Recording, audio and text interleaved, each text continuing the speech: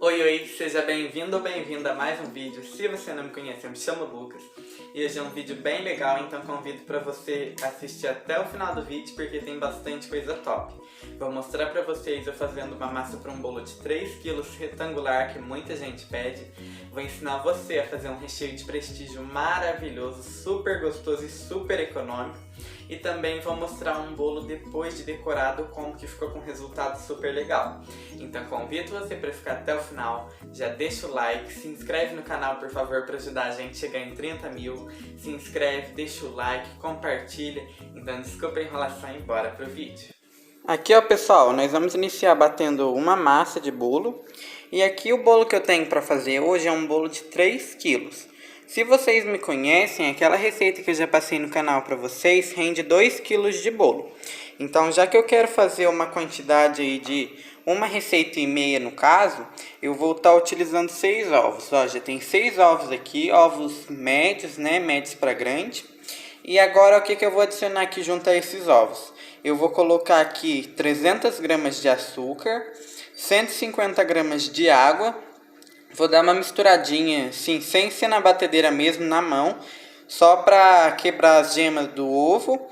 E depois eu vou vir adicionando 370 gramas de trigo e também junto eu vou colocar uma colher de emulsificante. Aí eu vou bater até ficar naquele ponto que a gente precisa, que é de 10 minutos batendo.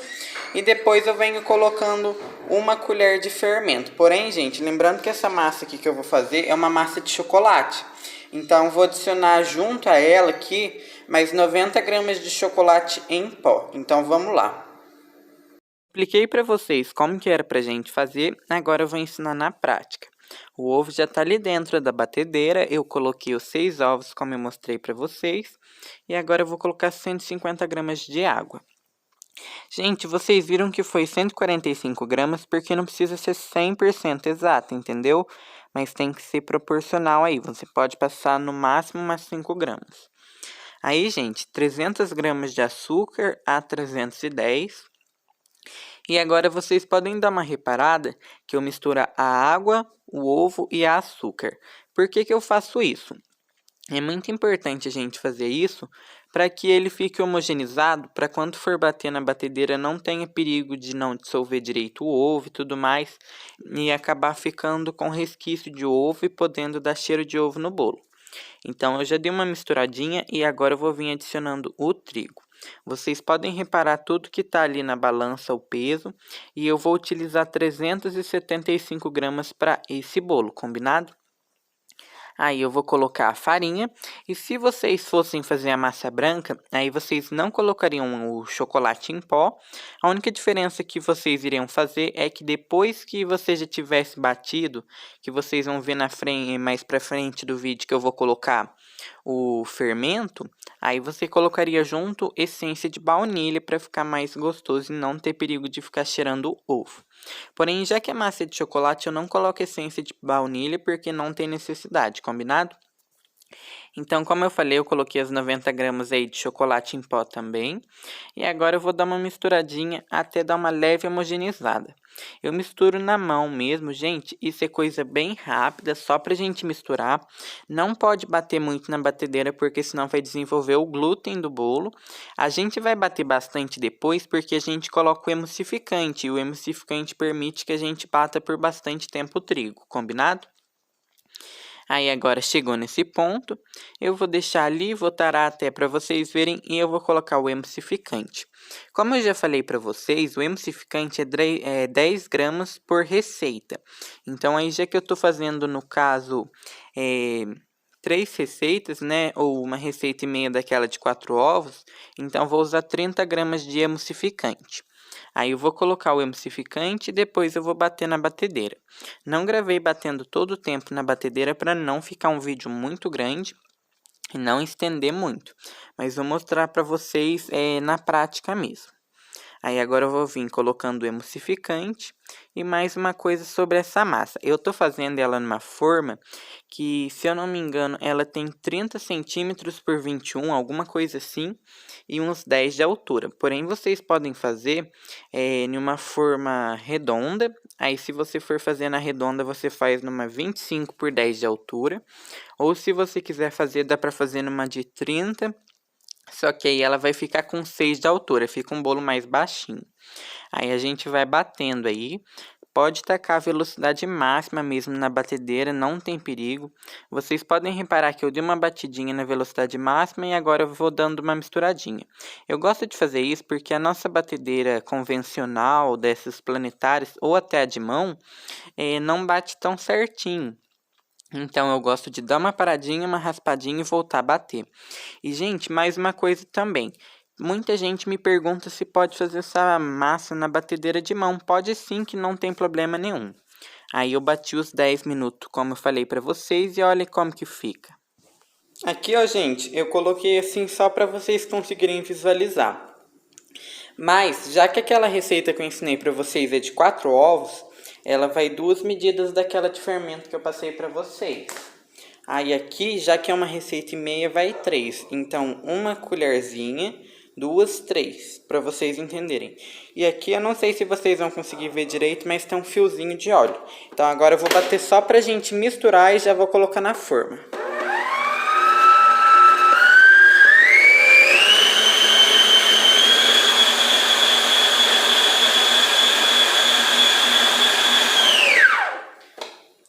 Gente, então é isso, já tá praticamente misturado. Agora eu só misturo mais um pouco com a espátula e já vou botar na forma.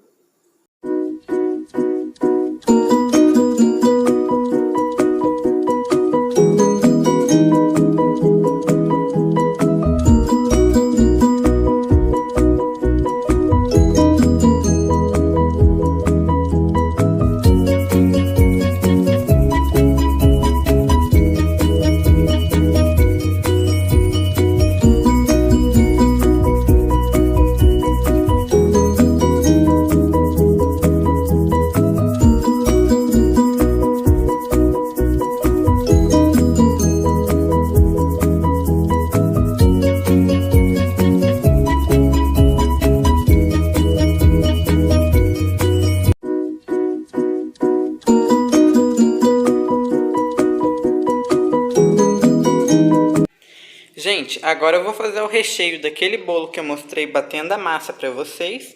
E ele vai ser um recheio de prestígio, aí aqui eu vou utilizar. Lembra aquela receita que eu já passei para vocês? Vou deixar aqui nos cards aqui em cima para vocês darem uma olhadinha de prestígio. Então, eu vou fazer aquela receita, só que eu vou fazer 3 vezes aquela medida. Então vai coco ralado. Coco, gente, muito importante, eu gosto de utilizar o coco em flocos. Eu uso esse úmido e adoçado da marca Só Coco, que eu acho ele muito bom, é muito gostoso e deixa o recheio maravilhoso. Aí, pessoal, aqui eu tenho 3 leites condensados, estou utilizando esse da Piracanjuba hoje, mas você utiliza a marca que vocês acharem melhor, 3 unidades. Aqui leite gelado. A medida do leite vai ser 3 medidas de leite condensado. A mesma medida de leite condensado a gente coloca de leite. E aqui vai farinha de trigo. Aí a cada receita eu coloco uma colher bem cheia de farinha de trigo. Aqui no caso, já que vai ser 3 receitas, eu vou colocar 3 colheres bem cheias. Gente, vim mostrar para vocês a farinha que eu estou utilizando hoje, a Rosa Branca, farinha de trigo enriquecida com ácido ferro. Com ferro e ácido fólico tipo 1. E eu gosto dessa aqui, gente, que ela é uma farinha premium. Eu gosto de comprar essas farinhas assim, que eu vou mostrar pra vocês. Elas são mais clarinhas do que normalmente as outras. Então ela é uma farinha bem clara, que nem necessita peneirar de tão fininha e perfeita que ela é. Então se vocês acharem farinha que seja assim premium, é melhor. Geralmente ela é um pouquinho mais cara, mas vale o investimento. Aí, pessoal, a quantidade do coco que eu esqueci de falar para vocês, eu vou utilizar aqui por ser 3 medidas, é 70 gramas de coco por receita, então eu vou utilizar 210 gramas de coco. Então vamos colocar tudo na panela mexedora. Aí eu já passei todos os ingredientes para vocês, como que a gente faz, e agora eu só vou colocando todos esses ingredientes na panela. Primeiro a gente inicia colocando o leite condensado e a farinha de trigo e misturando um pouco, para depois a gente vir com os outros ingredientes. Por quê? A farinha, se você coloca o leite já também, acaba que ela não dilui tão certinho e pode ficar com pelotinha de farinha. Então é muito importante você diluir primeiro o leite condensado com a farinha. Lembrando que eu estou fazendo uma receita grande aí, mas você pode aumentar a receita, pode diminuir, fique à vontade. Lembrando também que eu estou utilizando essa panela mexedora, essa aí é da marca Progás, mas pode ser outra marca de panela mexedora, ou se você não tem essa panela, pode fazer na mão que não vai dar nenhuma diferença, o resultado final vai ser o mesmo. Eu só gosto dessa panela porque ela ajuda na praticidade, dá menos trabalho do que ficar mexendo na mão, mas você pode utilizar a panela normal sem problema algum, combinado? Aí, pessoal, coloquei o leite condensado, tá tudo certinho. Agora eu vou vir colocando o trigo, como eu falei para vocês. 3 colheres bem generosas, vocês podem ver lá uma quantidade que é. Acabou que eu acho que eu não mostrei para a câmera assim de pertinho, mas são 3 colheres generosas. Aí eu ligo a panela e vou colocando para mexer. Gente, essa panela eu coloco na velocidade máxima mesmo e coloco no fogo alto.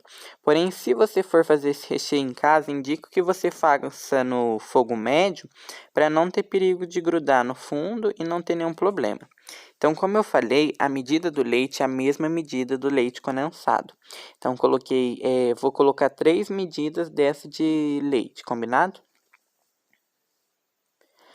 Aí, gente, uma coisa também, o leite tem que ser leite integral, é muito importante que seja o leite integral para ele ter uma boa qualidade. O leite integral, se vocês sabem, ele tem 3% de gordura, e quanto mais gordura tem no leite, melhor fica a qualidade do recheio. Aí agora eu vou misturando, enquanto misturando aí eu vou retirando o restinho do leite condensado e vou colocar o coco também. O coco eu mostrei para vocês qual que eu utilizo, a marca da Só Coco, mas vocês podem utilizar a marca que vocês acharem melhor e a marca que vocês acharem aí na sua região, combinado?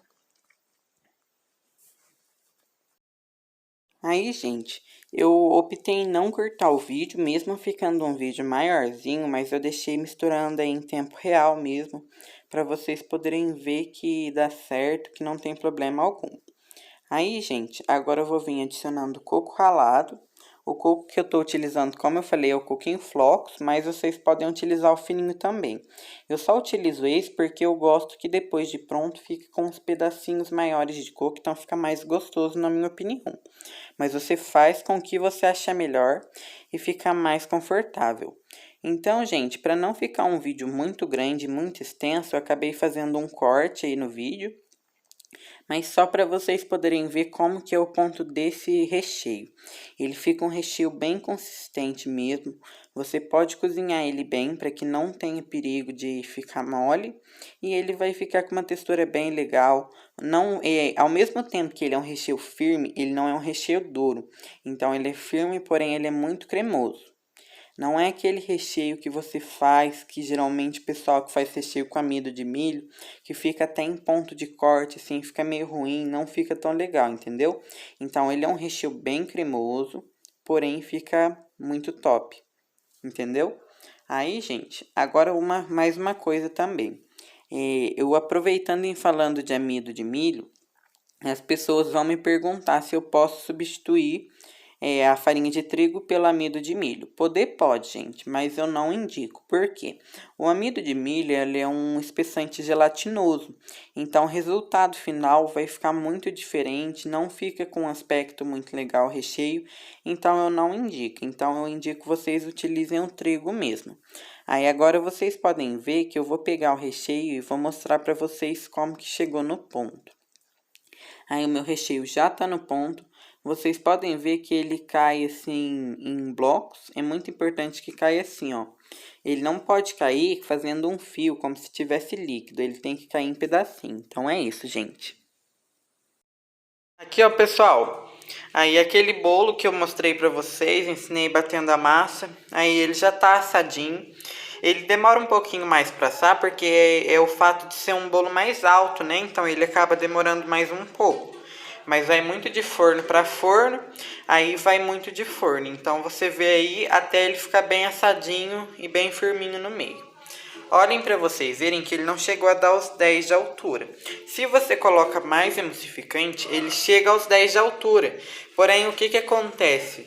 Ele fica sem estrutura, fica um bolo muito leve. Então eu estou preferindo colocar um pouquinho menos de emulsificante e ficar um bolo mais firme do que colocar muito, crescer demais e depois ficar sem estrutura.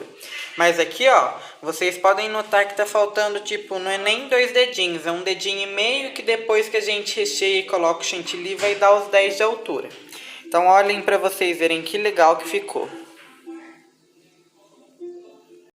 Aqui, ó, pessoal, aí esse é aquele bolo que eu mostrei pra vocês fazendo o recheio e fazendo a massa. Acabou que eu não consegui gravar decorando, porque eu tive que fazer meio corrido, sabe?